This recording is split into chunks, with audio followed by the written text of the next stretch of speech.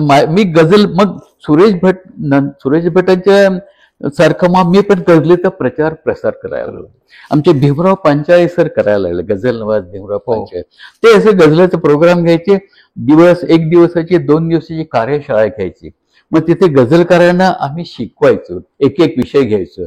मी झालं, आमचे संगीता जोशी झालं, असं आम्ही एक हे विषय घेऊन आम्ही 2-2, 3-3 तास बोलायचो त्या लोकांशी गझलेचा.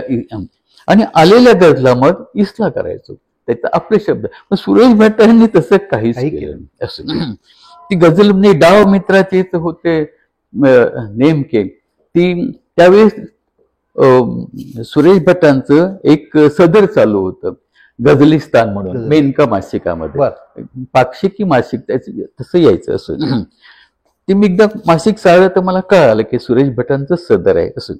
तर मी काहीतरी लिहित होतो, जवळपास कोणाला दाखवण्यासारखं असं कोणी नव्हतं असं. मग मी गझल लिहिली होती की डाव मित्राचेच होते नेमके, घाव मित्राचेच होते नेमके.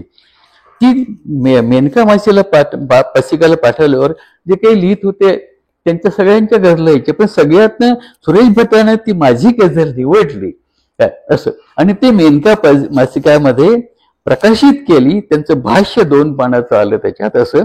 आणि त्या गझलेची खासियत काय हे त्यांनी तेव्हा सांगितली. तेव्हा मला कळाली की गझलेची खासियत काय. मी ते लिहून मोकळा झालो होतो की ह्या गझलेमध्ये फक्त काफिया आणि रदीपच आहे, बाकी काहीच नाहीये.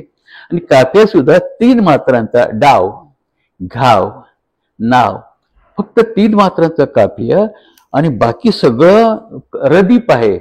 डाव मित्राचेच होते नेमके, ते सगळ्या दुसऱ्या ओळीत आहे. ही 19 मात्राची मेनका वृत्तातली गझल आहे. तिची खासियत त्यांनी जाणून दिल्यावर मला जाणवली असं. आणि ती ऐतिहासिक गझल म्हणून त्यांनी त्यात डिक्लेअर केली होती.